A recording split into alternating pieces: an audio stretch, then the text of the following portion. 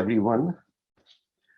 We will now begin today's session, which is the final session on pillars of holistic health and longevity.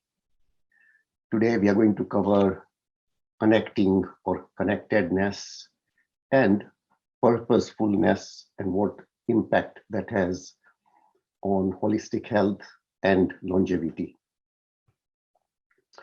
I start off with the usual disclaimer. My presentation is not intended to provide medical advice. It is intended for information purposes only. Please note, I'm not from the medical field, but my research is based on the work of scientists and medical professions.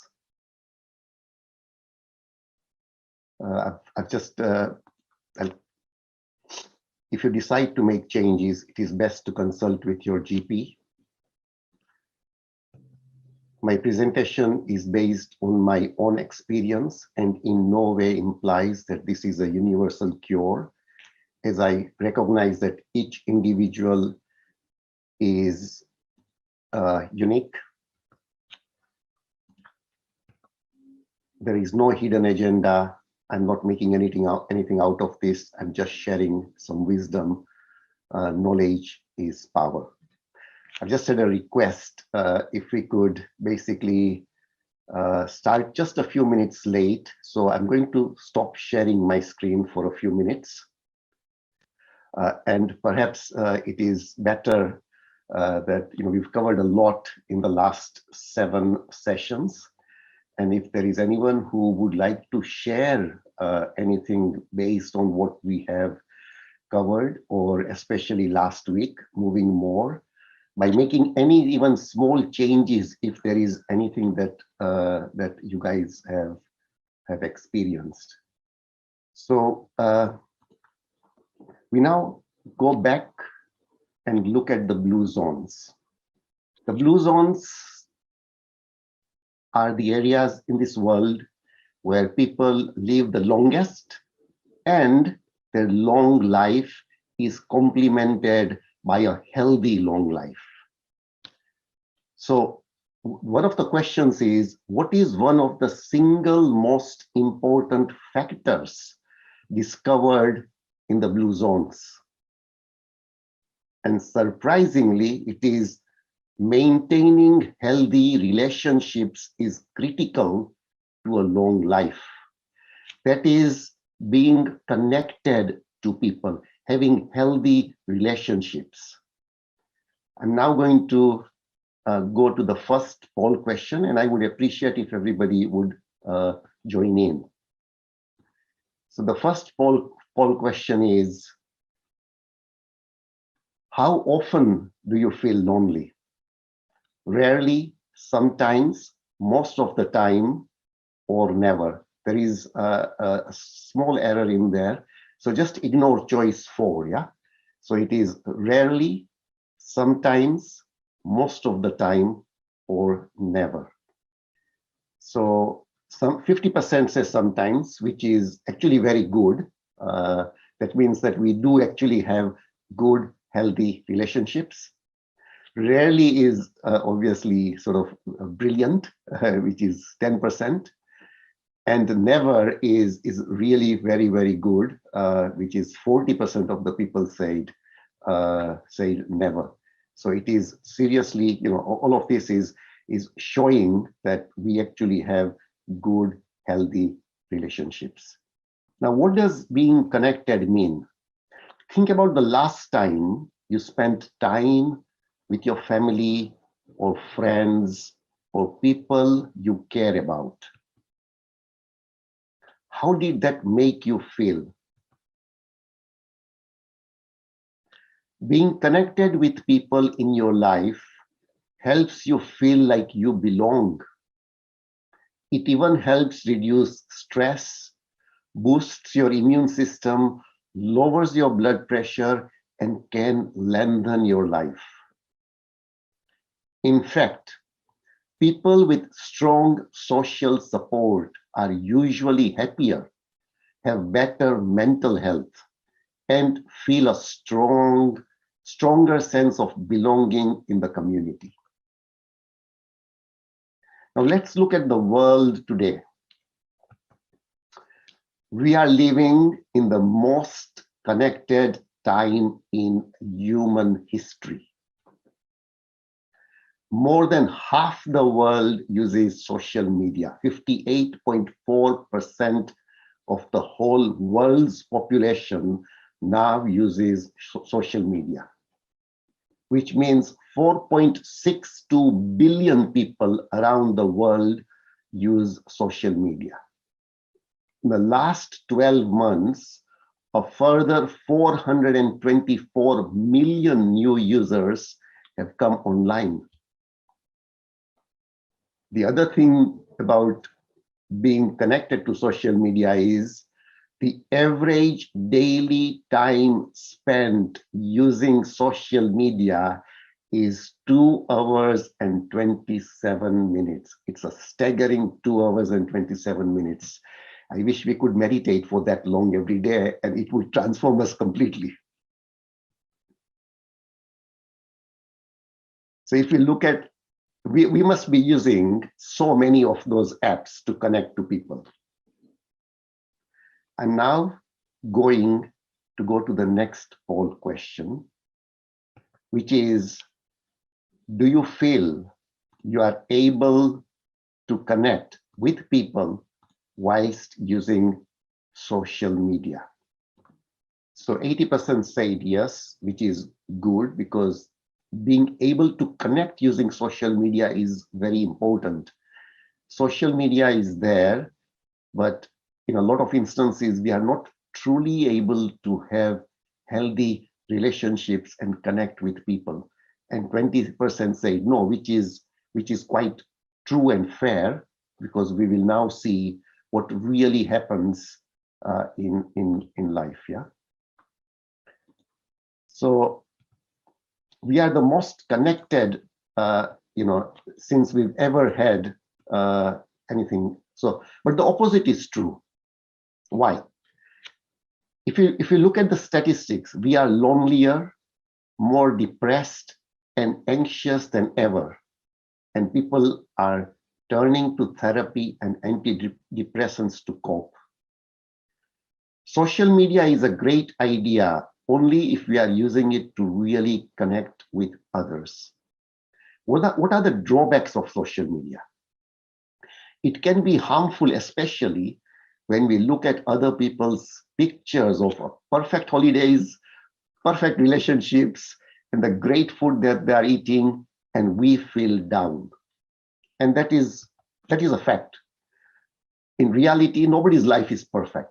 Everybody has ups and downs, but on social media, nobody is going to post their downs. They're only going to post what is really positive. So I'm going to show you 3 photographs. The first one is 3 friends are together. Rather than connecting with each other, they're connecting with others on social media. The next photograph is a couple and a cat, and they're together, but they're not connecting with each other, but they're trying to connect with someone else on social media. And it appears that the cat is really getting bored. A husband and wife are together. Rather than talking and connecting, they're both on social media together. Isn't this a common feature in our homes today? We are together in the lounge, and we will all have our own smartphones, and we will be looking at those smartphones. A family is together. Everybody is sitting together down, to eat, having dinner. But along with our dinner plate, we've got our smartphone. Rather than conversing with the other family members, we are all focused either on eating or just on our smartphones. That is how social media has transformed our lives. Now let us look at some statistics about self-reported loneliness amongst older adults. So this is the number of people over 50, over 60, over 65 who are reporting that they feel lonely. Loneliness can affect everyone.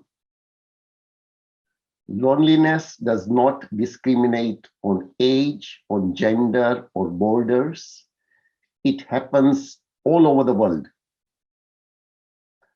Money, fame, power, beauty, social skills, a great personality, nothing can protect you against loneliness because it's part of your biology.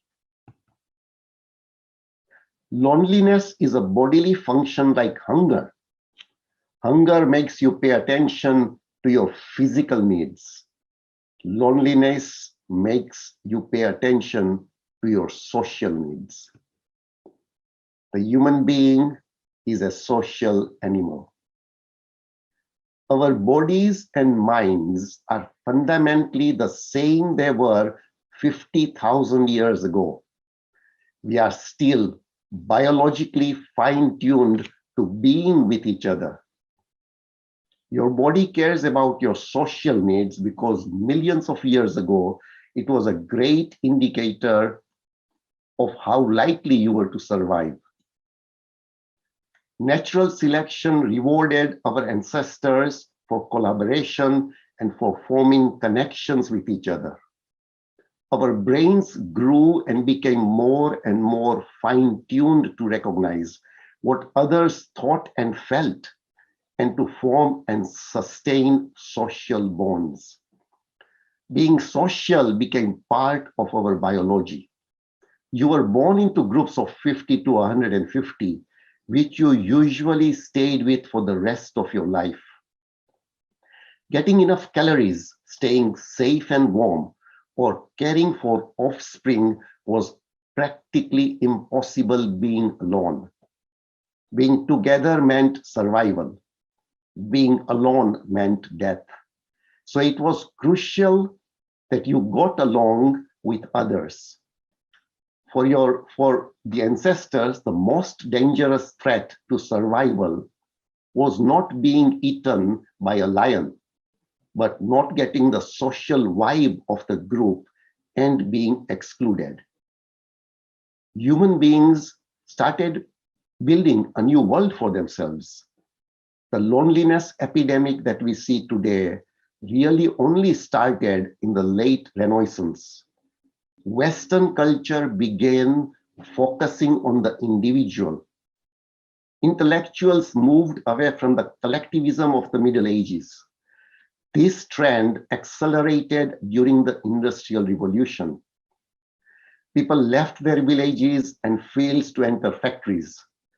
Communities that had existed for hundreds of years began to dissolve, while cities grew. As our world rapidly became modern, this trend sped up more and more. Today, we move vast distances for new jobs, for love, for education, and leave our social net behind.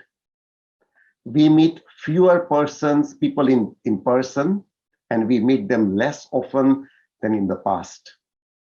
Today's statistics say in the US, the mean number of close friends dropped from 3 in 1985 to only 2 in 2011. Most people stumble into chronic loneliness by accident. You reach adulthood and become busy with work, university, romance, kids, and Netflix. There is just not enough time.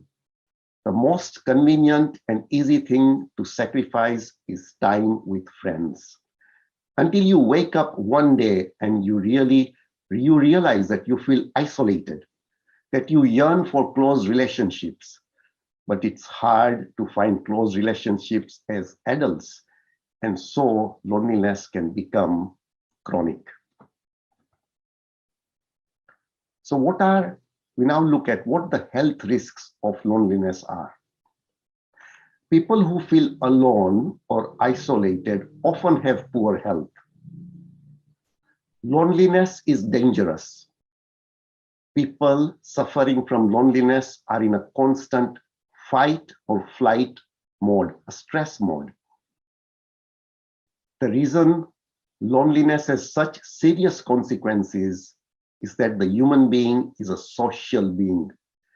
And if it's on its own for too long, it gets sick.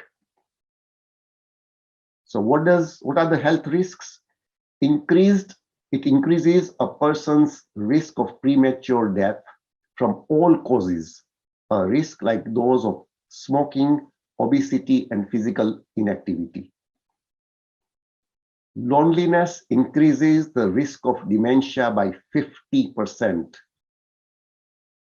There is an 29% increased risk of heart disease and a 32% increase of stroke. There is a higher rate of depression, anxiety, and suicide. Loneliness amongst heart failure patients was associated with a nearly 4 times increase of death, 68% increased risk of hospitalization, and 57% increased risk of emergency department visits. So what does Dr. Vivek Murthy, a former Surgeon General of the US, say? He says, loneliness and weak social connections are associated with a reduction in lifespan, similar to that caused by smoking 15 cigarettes per day. Now, I'm going to go on to the next poll question. For those who never feel lonely, you can probably give an answer that, if you did feel lonely, what you would do. So it's a very simple poll question. And the question is, how do you deal with your loneliness? Do you connect with others on social media? Do you prefer going out? Or do you meet friends and family? It would be great if everybody responded. So 27% said, connecting with others on social media. 36% said going out, and a further 36% said meeting with friends and family. All three are right. We need to find our way of dealing with loneliness. So now we go on to what we can do about loneliness. The first thing is self-care or self-love is something that is extremely important for our mental health. Sometimes the truth is we may feel lonely because deep down we longed for our own friendship. When is the last time you were kind to yourself, took a minute to relax and wind down just for yourself? Some people manage loneliness by setting a good daily routine and including in that routine various other things that I'm now going to talk about. The second thing is show compassion. Often when we are lonely, we may wish that somebody could simply be there for us, someone to understand us and show us some compassion. Well, a little compassion can go a long way. Don't you feel cheerier when someone gives you a compliment? When someone does a favor for you, don't you feel a little more valued and a little less alone? So if you are feeling lonely, why not bring that compassion to others as well and spread love? Because not only does carrying out kind acts for others help them feel cheery, it can actually make us feel cheery as well and less lonely in the process. After all, we are engaging in a form of social interaction. Then the other important thing is talk to people. It's very important. We meet a lot of people every day. And even going to the supermarket or wherever else, just talk to a few people. Talk to the person on the till, and it will actually cheer them up, and you will feel happy as well. So talk to as many people as you do, especially the ones that you normally wouldn't talk to, because these are often the ones that we come into contact on a daily basis. The next thing is share something about yourself. When people are lonely, they tend to disclose less about themselves when they talk to others. They reciprocate less. So if you want to take your interactions to a whole new level and create connections that are real with people, then you have to share about yourself and open up. Then find your tribe. By tribe, I mean people who share common interests and ideas, and connect with them. The last but not least is reach out to local services that help you connect with new people. And if medical help is required, get some professional help. Now we move on to the final topic of the 5 pillars. And that is, in these blue zones, one of the very common traits is knowing your purpose has been shown to play a significant part in adding years and fulfillment to your life. So what is knowing your purpose? So what is knowing your purpose? In the blue zones of the world, purpose has always played a major role in well-being and the resulting extreme longevity. Okinawans call it ikigai, Costa Ricans call it plan de vida. Having a purpose in life has been nominated consistently as an indicator of healthy aging for several reasons. Accruing evidence suggests that finding a purpose for your life may add years to it. In 2019, a JAMA Network Open study found among a group of 7,000 adults over 50, those who scored highest on a scale that measured life purpose were less likely to die during the 4-year study period. They were also less likely to die during the same period from heart, circulatory, or blood conditions compared to those who scored lower. In Japan, there is a word for life purpose. It is ikigai. And this is, it sort of forms of 4 circles. One is mission. In our life, if you want to find out what our purpose is, then we need to look at mission. Mission is what do we love to do? Vocation is what the world needs. Profession is something that you can get paid or rewarded for. And passion is what we are good at. Each of these elements contribute to your happiness, health, finances, and intellectual pursuit. All 4 are crucial for you to find the reason to wake up in the morning. Now, we go to Okinawa, and in Okinawa, people live longer and happier lives because they know their reason for waking up. It need not be complicated as the previous slide showed. It can be very simple. The important thing is when we wake up in the morning, we need to have something to look forward to. So the dance teacher says, my reason to get up in the morning is to watch my students improve at my dance school. The horse trainer says, my ikigai is taking on the responsibility I have for the horses, look after people and the people I have contact with. The craftsman says, when I see that my customers are happy, I am happy. The grandmother says, I do not have any siblings, but I have many grandchildren. Seeing them and having them visit is what is ikigai for me. The boxer says, to be the world champion, not just for me, but for my team, that is my ikigai. So, it could be anything, but it is something that we look forward to. It gives us some motivation, some purpose. Life without a purpose is unfulfilling. A life without purpose has no meaning. A lack of purpose means a lack of goals. This means nothing is leading you to an imaginary final destination. You literally have nowhere to go. You find it absolutely torturous to be on the way, and you don't even like the route.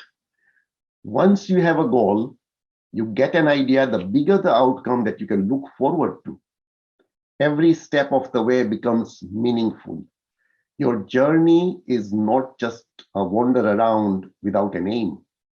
Instead, even the strolls become enjoyable because you know that they're leading you to where you are supposed to be.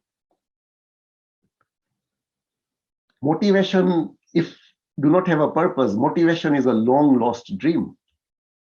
Without motivation, without a purpose, you can never scale your achievements. Since you don't know what it's leading you to, you consider it to be meaningless. But when you are all fully aware of the expected results, the smallest progress is a motivation booster too. If you do not have a purpose, then a lack of focus keeps you from growing and being successful. A life purpose, if we have a life purpose, it helps us working in one direction. We may take a few turns here and there, but the ultimate output is known. So all the hard work that you're putting in is intended for your life's purpose in the bigger picture. This focus is unachievable any other way. With a purpose, you'll choose a career path, people around you, relationships, friends, living space, and even your daily commute accordingly. So everywhere you go, your focus remains undisturbed. The end goal in mind is consistent. With a clear focus on the right things, you can easily go past the minor inconveniences. The important things are always in your focus, no matter how small they are. So overall, it gets way easier for a person with a defined life purpose to work well, harder, and more effectively. If we do not have a purpose, it's going to affect our mental and physical health. And the last thing is, nothing in life is enjoyable if we don't have a purpose. Social inclusion is a huge part of one's purpose in life. People who are living a purposeless life tend to be more lonely. So friends, this brings us to the end of these 8 sessions on pillars of holistic health and longevity. So what we have covered to date is the first pillar, which was mouth. In mouth, we covered 2 items. One is fasting. And the tip is it actually resets our body. It is a reset button. And what it does is it triggers the longevity gene. And the simple tip is make the evening, the night fast a little longer.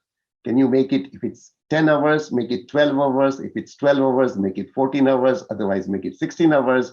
Do some intermittent fasting and your body will thank you. The second thing that we covered in mouth was eat to beat disease. Eat a whole food, plant-based diet. Reduce intake of animal products. Reduce intake of processed foods, which are very bad for us. Reduce intake of sugar and vegetable oils. The second pillar that we looked after was the mind. Stress is responsible for 80% of our illnesses. So, take some time and meditate. Meditation really helps us manage stress and is also the gateway to self-enlightenment. Have a sleep hygiene routine. Sleep for 7 to 9 hours every day. And then we covered breathing. 2 important points is breathe through your nose. And when you inhale, take a deep, full inhale. When you exhale, let it be a slow, long exhale. Last week, we covered move more. A 1 hour's exercise is great for the day, but keep moving throughout the day, every half an hour or an hour, a few minutes break, get up, and move. Today we covered connecting with people, have healthy relationships with people, and the final pillar we covered is have a life purpose. Look forward to something every day, and it will make our lives healthier and longer. And finally, as Martin Luther King said, you don't have to see the whole staircase, just start, just take the first step. So thank you everyone who have joined today and have sort of been part of this series. I hope that it has been useful to everyone. It has definitely been useful to me. So I will take any questions or anything that people want to share from this session or from the whole series.